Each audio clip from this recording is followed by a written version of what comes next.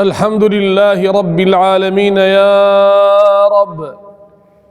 يا ربنا لك الحمد حمدا كثيرا طيبا مباركا فيه ملء السماوات وملء الأرض وملء ما بينهما وملء ما شئت من شيء بعد.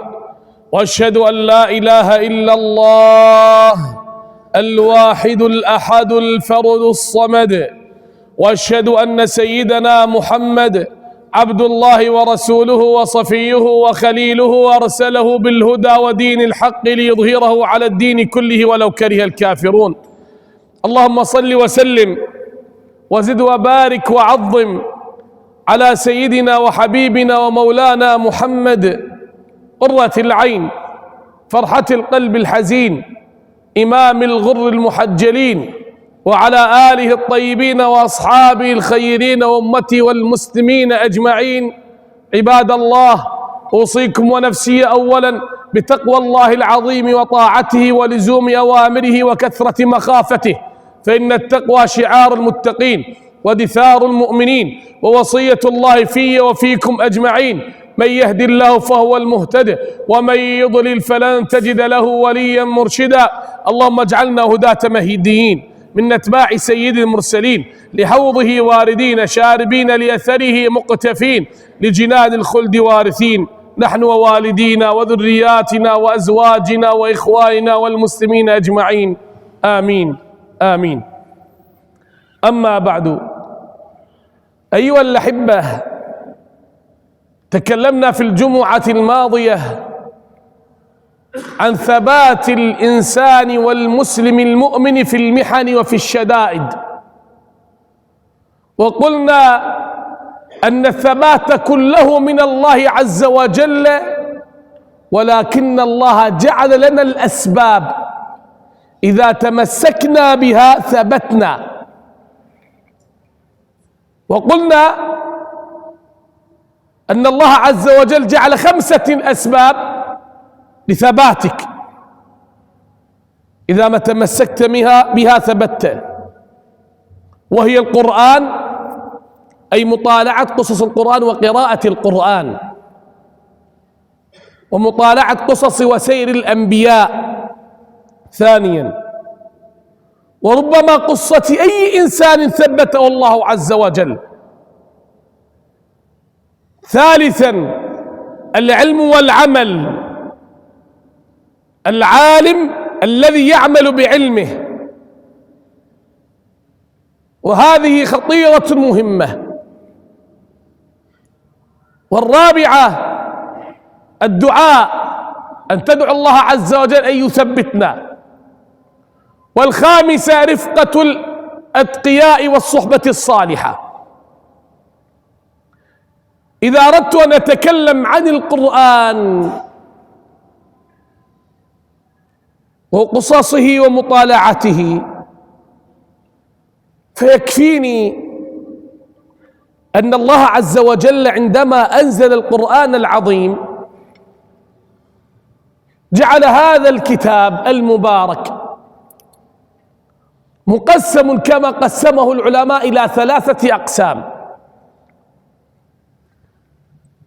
الثلث الأول أو القسم الأول وهو ما يختص بأمور الوحدانية والعقيدة، بما يختص بذات الله عز وجل، بصفاته تعالى، بالملائكة، بالجنة، بالنار، بالأنبياء. قولوا آمنا بالله وملائكته وكتبه ورسله، باليوم الآخر، بالقدر خيره وشره، بما يختص بالعقيدة، مسائل العقائدية. القسم الثاني وهو يختص بالشريعة، بالأمور الفقهية. يسألونك عن الأهلة قل هي مواقيت للناس والحج، يا أيها الذين آمنوا كتب عليكم الصيام كما كتب على الذين من قبلكم ثم أتموا الصيام إلى الليل. يسألونك عن المحيض قل هو أذى. يتكلم عن الرضاعة، يتكلم عن المواريث، يتكلم عن الصلاة، عن الوضوء، عن الزكاة، عن الحج. إذن القسم الثاني مختص بأعمالك، بعباداتك، بصلاتك، بوضوئك، بحجك، بزكاتك، بصيامك، بعلاقاتك العائلية أو الزوجية، وهكذا ينظم حياتك. الأول عقيدة، قل هو الله أحد الله الصمد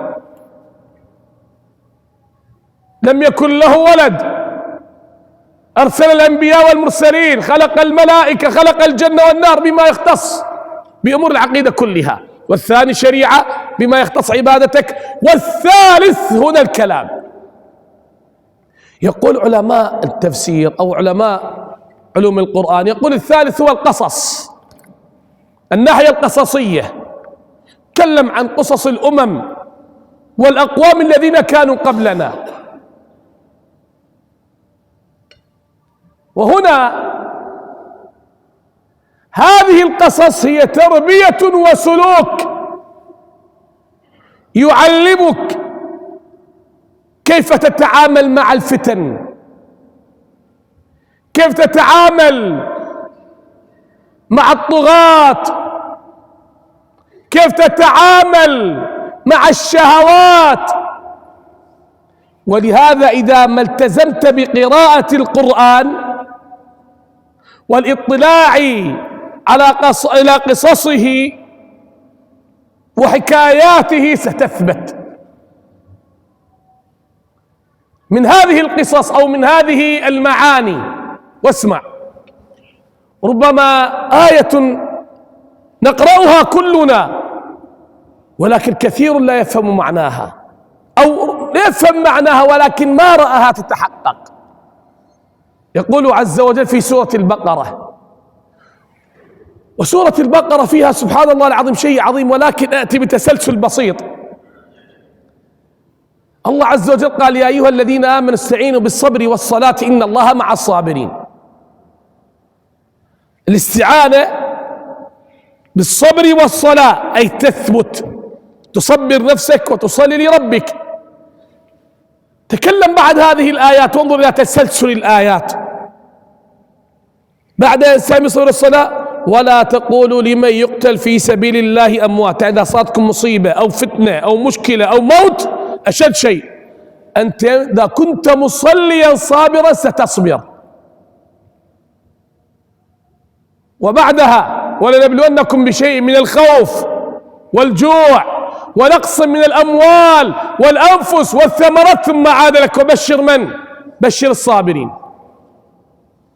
من هم الصابرون؟ الذين إذا أصابتهم مصيبة قالوا إنا لله وإنا إليه راجعون أولئك عليهم صلوات من ربهم ورحمة أولئك هم المهتدون. أعطاك الجزاء. هنا آية دخلت وهي قوله عز وجل إن الصفا والمروة من شعائر الله فمن حج البيت أو اعتمر فلا جناح عليه أن يطوف بهما ومن تطوع خيرا فإن الله شاكر عليم. طيب، بعد هذه الآية ماذا يقول عز وجل؟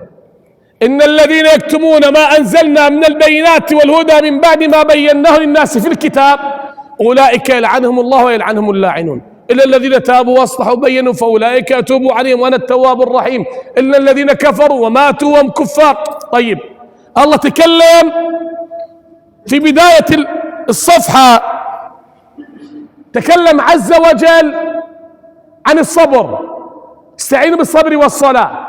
تكلم عن الفتن، عن الجوع، تكلم عن الموت. جاب هذه الآية عن الحج وضعها في الوسط. تكلم بعدها عن العلم والذي لا يبلغ العلم ملعون. تكلم بعد عن الكفر، يعني الكفر وتعليم العلم مناسب للصبر والفتن. لأن قلنا علم،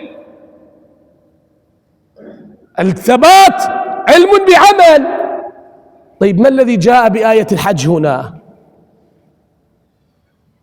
ما بين الصبر والفتن وما بين العلم والكفر.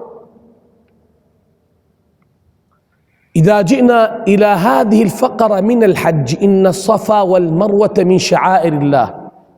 أحبابي، شعائر الحج ربما أنا خطبت في هذا المسجد المبارك قبل سنين. شعائر الحج بنيت على أفعال فعلتها عائلة طيبة مباركة طاهرة أسرة عابدة تقية نقية، هي أسرة نبي الله إبراهيم. الصفا والمروة التي هي شعيرة من شعائر الحج والعمرة، فمن حج البيت واعتمر، سببها فلنعرفه. هي قصة أمنا هاجر. هاجر رضي الله عنها وأرضاها وسلام الله عليها، زوجة نبي وأم نبي. عندما تركها نبي الله إبراهيم زوجها فقالت: يا إبراهيم تتركنا هنا، لا زرع ولا ضرع ولا بشر، ما يوجد إنسان في هذا المكان، والطعام والماء ما يكفينا. فما تكلم سيدنا إبراهيم، ركب دابته وهو يريد أن يمشي، فقالت: يا إبراهيم، مسكت خطام ناقته: الله أمرك بهذا؟ وهو يبكي أومأ برأسه: نعم. سيدنا إبراهيم رأى في المنام أنه يذبح ابنه، قام حضرت سكينة يذبحه. أوامر ينفذ. فأومأ، قالت: اذهب فلن يضيعنا. انتهى الأمر. امرأة مع طفل رضيع، قال: رب إني أسكنت من ذريتي بواد غير ذي زرع عند بيتك المحرم. يأتيك اليوم علماء التاريخ أو ما يسمى بعلماء، يعني يقول لك سيدنا إبراهيم مضح قريبا من ديار أهلها وكان هنالك أناس يا أخي اسكت، هذا توكل على الله، هذا إيمان بالله، هذا يقين، هذا صبر، هذا دين، هذا جبل من جبال الله ثبت به الدين والأرض. هذا إبراهيم بواد غير ذي زرع عند بيتك المحرم. ما يوجد زرع، يعني ما يوجد حيوانات، ما يوجد ضرع، ما يوجد ماء. الزرع القرآن يختصر، يعني لا زاد، لا ماء، لا طعام، لا بشر. ايش قال؟ فاجعل أفئدة، ربنا ليقيموا الصلاة أي لدينك، فاجعل أفئدة من الناس تهوي إليهم. ما يوجد أحد عندهم. هنا عندما عطشت هاجر، الكل تعرف القصة ولكن ساقف منها، عطشت ونفذ الماء والطعام، ما اعترضت على أمر الله، ما قالت: يا رب هذا ابن نبيك وأنا زوجة نبيك وتركنا نبيك طاعة لك، أفتتركنا نهلك من الجوع والعطش؟ ما تكلمت. تبحث عن الماء، رقت على الصفا ثم على المروة كما هو معروف 7 مرات، تذهب وتجي، تروح وتأتي. وهنا أقف وقفات. الوقفة الأولى للذي يظن أنه بالعمل واعتماده على العمل سيأكل. الله قال لك: لا، هاجر تركض بين الصفا والمروة، والله أنبع الماء من تحت أقدام إسماعيل عند الكعبة. إذا ليس بعملها، فالرزق ليس بعملنا، إنما نحن علينا أن نأخذ بالأسباب، وربما هذا السبب لا يأتي برزق. الرزاق هو الله. هي تعمل في هذا المكان والله أنبع الماء من مكان آخر، إذا ما حضرت بجهدها. المسألة الأخرى: ما اعترضت ولا تذمرت، مع أنها في ليل صائف قائض وحر شمس ولهيب أرض، وهي تركض وبلغ منها العطش ما بلغ، تبحث عن ماء وابنها يبكي، وما اعترضت على أمر الله أبد، صابرة محتسبة. ولهذا عندما جاءك بآية الصبر أعطاك قصة عن أعظم الصبر لزوجة صالحة تقية نقية طاهرة بقيت ولو كان غيرها لأيقنت بالموت والهلاك. سنموت، تأكلنا الطيور، تأكلنا السباع، نموت من الجوع والعطش، ولكنها مع أنها مؤمنة بالله اذهب فلا يضيعنا إلا أنها أخذت بالأسباب، ولا كانت تستطيع تجلس تقول الله يجيب لنا الماء، الله يأتي لنا بالماء ما يضيعنا، ولكن عملت ووقفت على الصفا تنظر علها ترى قافلة أو بشر أو ناس أو ماء، ما وجدت شيء، ثم نزلت تهرول على المروة كذلك وما تقاعست، علمت وامشوا في مناكبها وكلوا من رزقه. الأخذ بالأسباب واجب، والاعتماد على السبب كفر، وترك السبب معصية. تأخذ بالسبب والاعتماد على الله، تترك السبب ما يجوز. اعملوا فسيرى الله عملكم ورسوله المؤمنون. هذا لمن يطالع القرآن فيعرف هذه الآيات، والله ولو خضت فيها أكثر لرأينا العجب من آيات القرآن، وكيف يربط الله عز وجل آية بآية وسورة بسورة لكي يصل إلى معنى إذا ما فهمناه ثبتنا. امرأة ثبتت وهي ترى الموت فأنجاها الله عز وجل، بل وجعل ابنها نبي، بل وأخرج من ذريتها سيد الأنبياء وخاتم المرسلين وحبيب رب العالمين سيدنا محمد صلى الله عليه وسلم. أي كرم أكثر من هذا؟ بل وجعل زمزم هذا إذا شاء الله وأراد في الجمعة القادمة تكلم عن فضل ماء زمزم لهاجر ولابنها وللناس إذا شاء الله وأراد وبقينا من أهل الجمعة. فسنعرف كيف كان عطاء الله عز وجل لامرأة ثبتت في الفتن والمحن. أقول قولي هذا وأستغفر الله لي ولكم فاستغفروه إنه هو الغفور الرحيم. ويا فوز المستغفرين.